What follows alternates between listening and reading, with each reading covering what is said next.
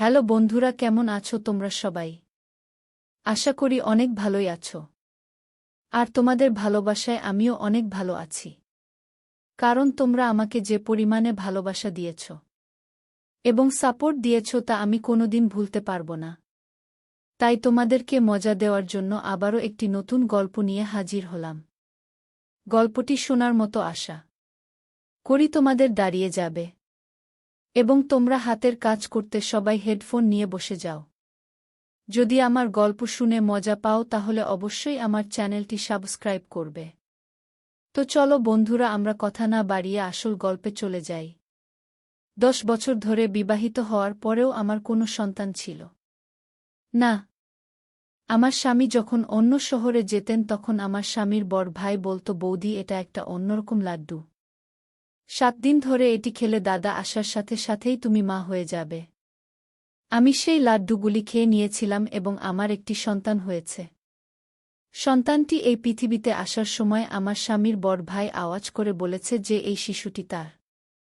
আর যখন টেস্ট করা হয় তখন যেন আমার পায়ের তলা থেকে মাটি বেরিয়ে আসে। কারণ ওই শিশুটি আমার আসলে কি না। আমি অনেক সুন্দরী ছিলাম এবং আমি এমন একটি বাড়িতে বিয়ে করেছিলাম যেখানে শুধু আমার স্বামী এবং স্বামীর বড় ভাই থাকত। আমার শ্বশুর বাইরের একটি শহরে ছিলেন। এরা অনেক ধনী ছিল। আমার শাশুড়িও ছিল না। আগে আমি অনেক খুশি ছিলাম যে এই বাড়িতে কোনো শাশুড়ি নেই, আমার স্বামীর কোনো বোন নেই। কিন্তু আমি বুঝতে পেরেছিলাম যে এখানে বসবাস করা অনেক কঠিন। কারণ এই বাড়িটা ছিল শুধুই ছেলেদের ঘর আর আমি তাই কাউকে মনের কোনো কথাই বলতে পারতাম না। আমার স্বামীও অনেক সিরিয়াস ছিল। বাবা মাও আমাকে বিয়ে দেওয়ার পরে এই দেশ ছেড়ে চলে গেল। কারণ তারা এখানে এসেছিল শুধুমাত্র আমাকে বিয়ে দেওয়ার জন্য। আমরা আগে বিদেশে থাকতাম, আমার বাবা মা চেয়েছিল আমি পাকিস্তানে থাকি।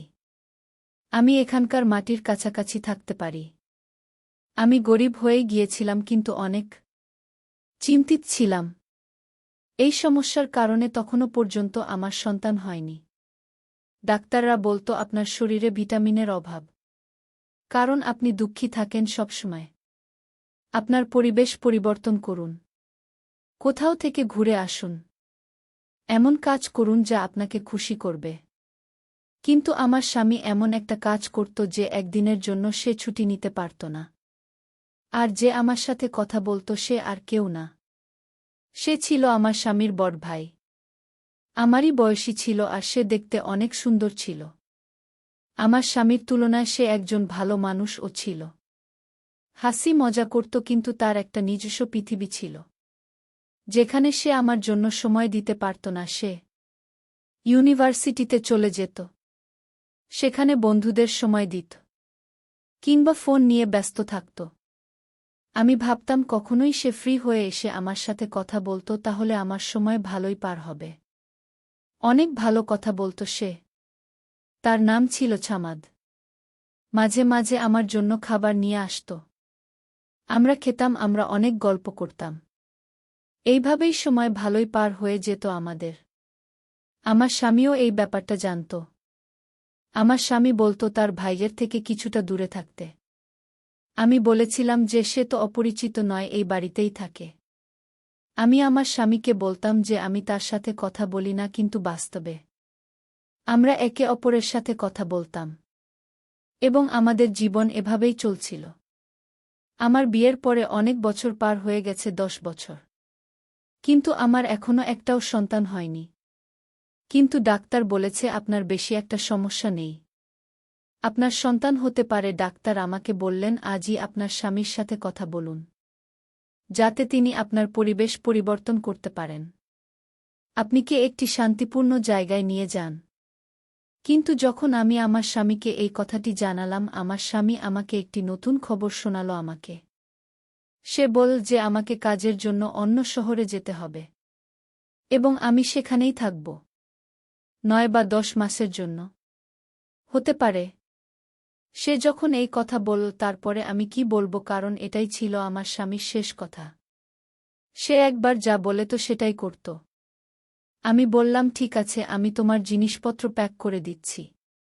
আমার স্বামী শহরের বাইরে চলে গেলেন এবং তখন আমি বাড়িতে একা থাকতাম।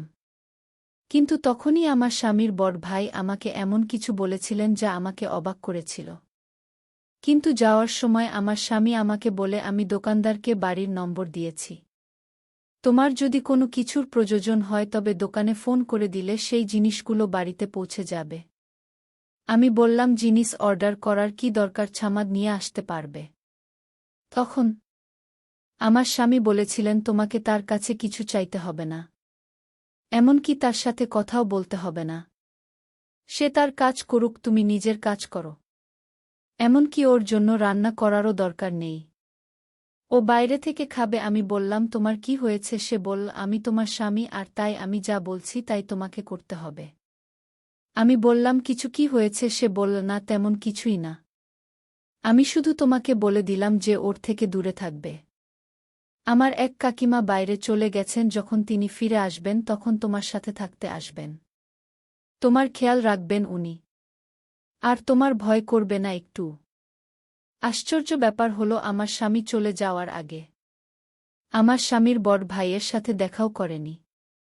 হয়তো ভাইদের মধ্যে কিছু রাগের কারণ ছিল, কিন্তু এমন তো কখনো হয়নি, কারণ আমার স্বামীর বড় ভাই একদিন আমার জন্য একটি লাড্ডু নিয়ে এলো।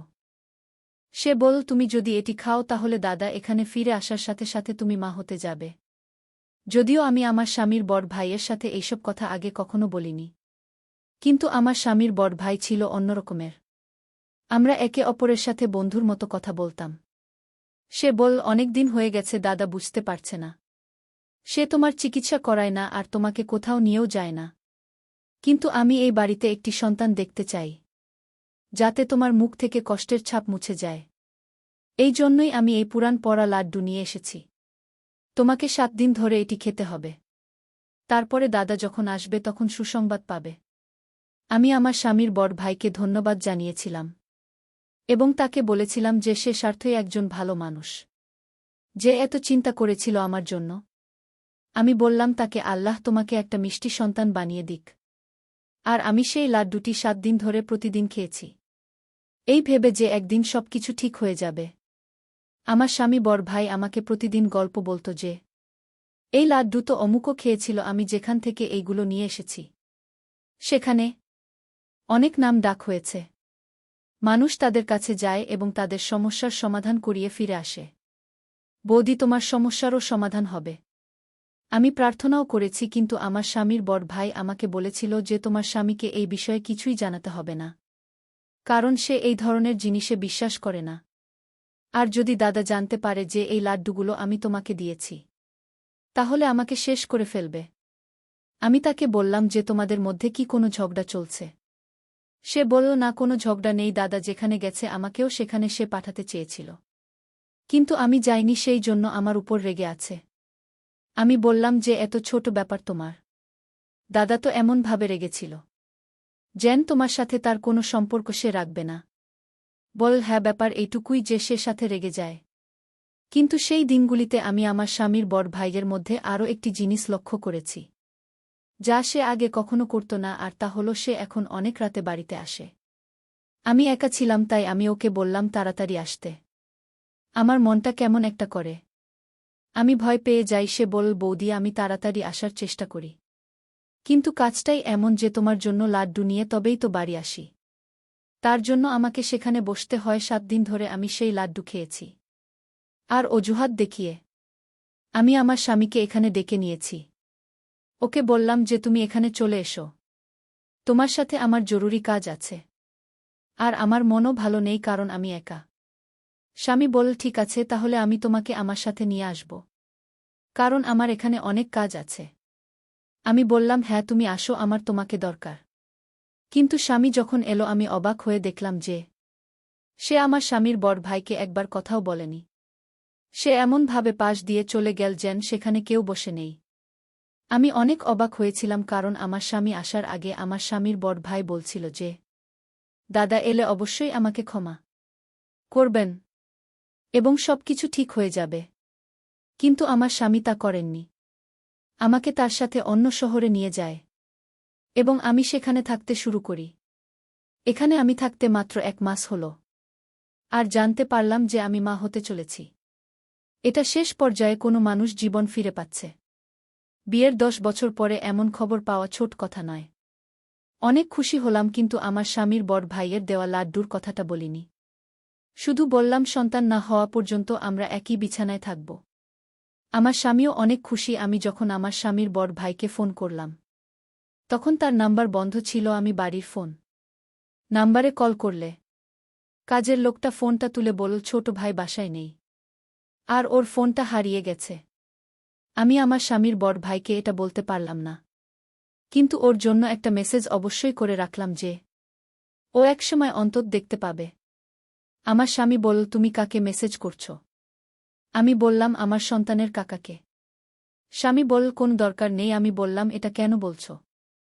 আমার স্বামী বলল যে সে ব্যবসায় অনেক ক্ষতি করেছে, তাই আমি তার সাথে সব সম্পর্ক শেষ করে দিয়েছি। তাকে তার জমি এর অংশ দেয়া হয়েছে এবং এখন সে তার অংশে থেকে বেঁচে থাকবে। তার সাথে আমাদের কোনো সম্পর্ক থাকবে না।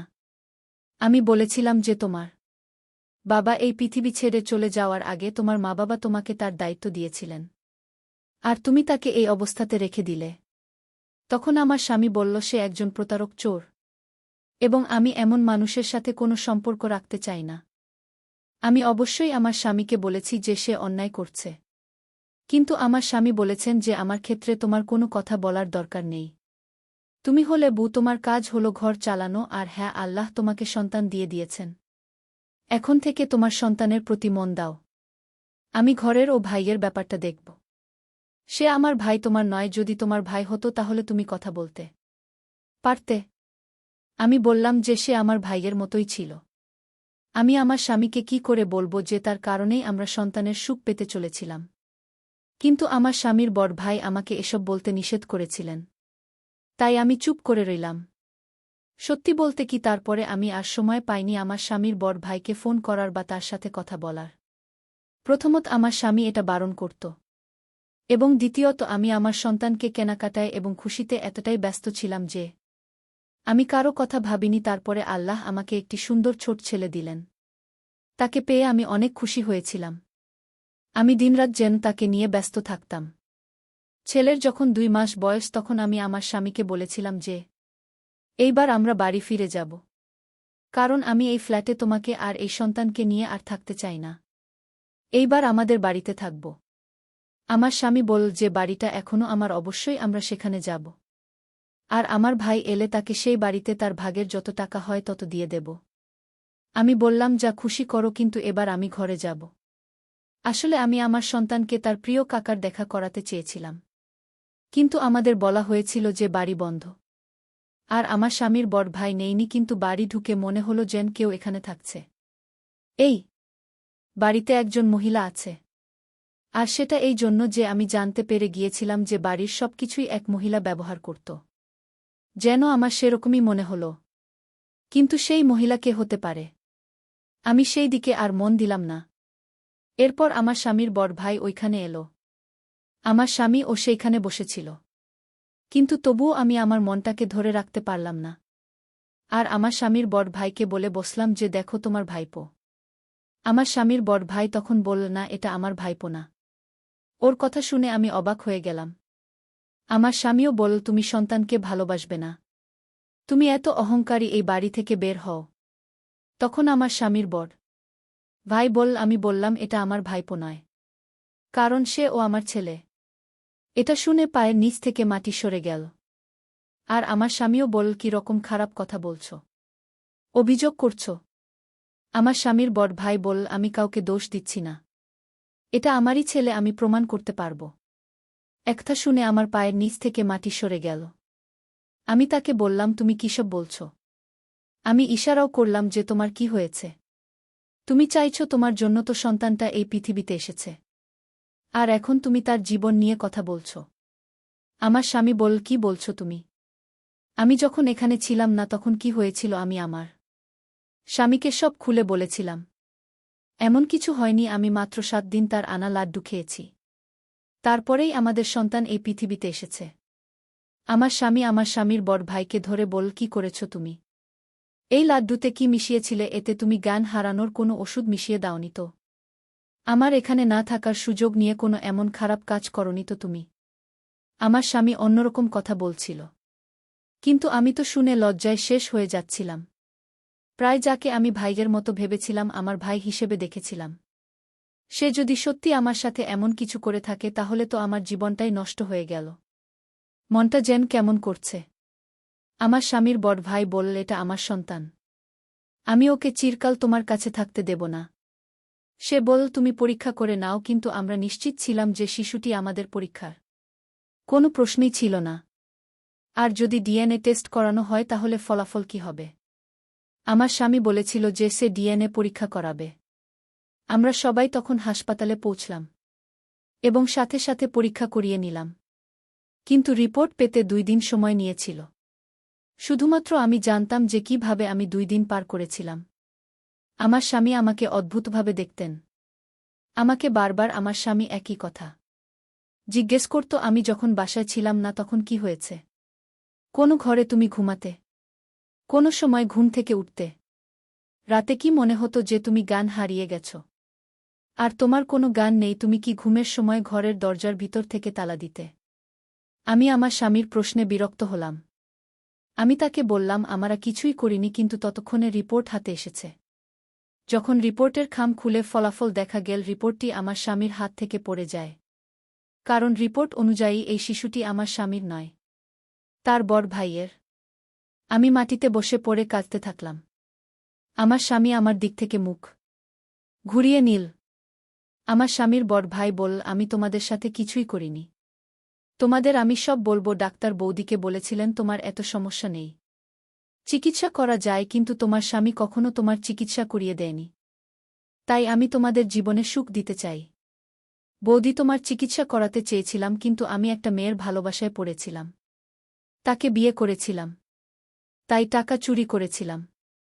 কারণ সে অনেক অসুস্থ ছিল। কিন্তু তারপরেও সে আমাদের সন্তানকে এই পৃথিবীতে নিয়ে আসতে চেয়েছিল। আমার সাথে দাদার ঝগড়া হলো, আর এই কারণে দাদা আমার থেকে সবকিছু কেড়ে নিল। সেই মেয়েটিও যাকে ভালোবাসতাম, সেও এই পৃথিবীতে বেঁচে থাকেনি। কিন্তু আমাদের সন্তান এই পৃথিবীতে এলো, এবং সেদিনই জানতে পারলাম, বৌদি, তুমি একটি মৃত সন্তানের জন্ম দিয়েছিলে। তোমার সন্তান এই পৃথিবীতে আসার আগেই মৃত্যুবরণ করেছে। লাড্ডু জিনিসটা ছিল একটা অজুহাত, তোমাকে ওই লাড্ডুতে ওষুধ মেশায় দিতাম। ওই ওষুধটা অনেক স্পেশাল ছিল, আর অনেক দূর থেকে আনা হয়েছিল। আর আমি নিশ্চিত ছিলাম এটা অবশ্যই একটা প্রভাব ফেলবে। আর সেটাই হয়েছে। তুমি এটাকে ভাগ্য বলো বা যাই, তুমি সন্তান তো পেয়েছিলে। কিন্তু তোমার সন্তান ছিল অনেক দুর্বল। পৃথিবীতে আসার সাথে সাথেই সে এই পৃথিবী ছেড়ে চলে গেল। আমি ওর মতো শিশুটির জায়গায় আমার সন্তানকে রাখলাম, কারণ আমি তোমার ভালো চেয়েছিলাম। এই উপকারটা শুধু তোমার জন্য করছিলাম বৌদি, তোমার স্বামীর জন্য নয়। ঠিক তখন জানতে পারলাম যে তোমার স্বামী আমার প্রতি কোনো উপকার তো করিনি, তার উপর আমাকে সম্পত্তি থেকে সম্পূর্ণভাবে বের করে দিয়েছে। তাই প্রতিশোধের শেষ হয়ে যাচ্ছে আমি তোমার কাছ থেকে আমার সন্তানকে কেড়ে নিতে এসেছি। আমি আমার সন্তানকে ছাড়া বাঁচতে পারব না, কারণ এখন আমার সবই আছে। তোমার স্বামী তার নিজের নামে সব নিয়ে নিয়েছে। আমার স্বামীর বড় ভাইয়ের চোখে পানি ছিল।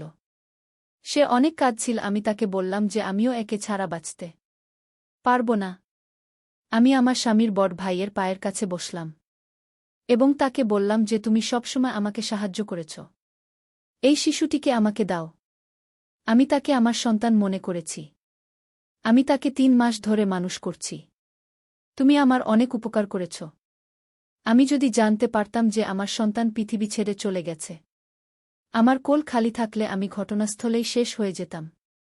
তার এই পৃথিবী ছেড়ে চলে যাওয়াতে আজও আমি দুঃখিত। কিন্তু এই সন্তানটা আমার হাতে আছে, তাই আমি বেঁচে থাকার কথা ভাবছি। আমি আমার স্বামীকে বললাম, তুমি কেন এমন করলে? তাকে ক্ষমা করে দাও। সে যা করেছে ভালোবাসার জন্য। তুমি সবসময় তোমার কাজে ব্যস্ত ছিলে। তুমি কখনো আমার দিকে তাকাওনি, আমার চিকিৎসাও করাওনি। তোমার ভাই আমার সাথে সবসময় ভালোই করেছে, কিন্তু সে তো চাইলে আমার সাথে খারাপও করতে পারত। তুমি যা আশা করছিলে, কিন্তু তবুও সে আমার সম্মান রক্ষা করেছে। আমার জন্যই সে এইসব করেছে। এমনকি আমাকে তার সন্তানও দিয়েছে। আমার স্বামী বলেছিল, তুমি তোমার সন্তান আমাদের দিয়েছ। তাহলে আমি কেন তোমাকে অধিকার দিতে পারব না? তুমি যা চাও আমি তোমাকে দেব। কিন্তু আমার একটা শর্ত আছে। আমার এবং আমার স্বামীর বড় ভাইজের মুখ লাল হয়ে গেল। আমার স্বামী আবার এমন কথা বলছেন আমরা অবাক হয়ে গেলাম।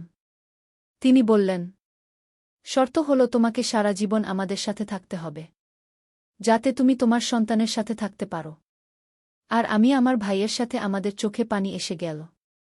আমরা কাঁদতে থাকলাম। সন্তানটাকে আমার স্বামীর বড় ভাইয়ের দিকে এগিয়ে দিয়ে বলল, এখন থেকে বৌদি এই সন্তানের মা তুমি। আর আমি তার কাকা। সে যেন কখনোই না জানে যে তার বাবা মা এই পৃথিবীতে নেই। আমি তাকে ধন্যবাদ জানালাম এবং সেই শিশুটিকে ধরলাম, যে সে আমার নিজের সন্তান। 4 বছর হয়ে গেছে।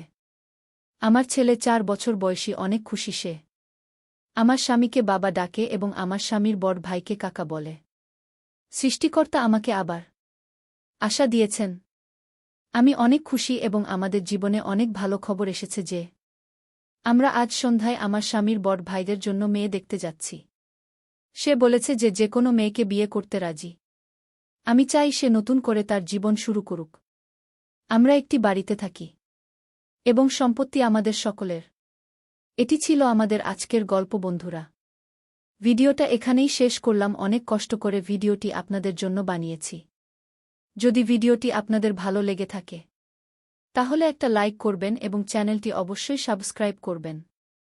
এই আশা ব্যক্ত রেখে আপনাদের কাছ থেকে বিদায় নিচ্ছি আমি। দেখা হবে আগামীকালের নতুন কোনো ভিডিওতে। সে পর্যন্ত সবাই ভালো থাকুন, সুস্থ থাকুন। ধন্যবাদ।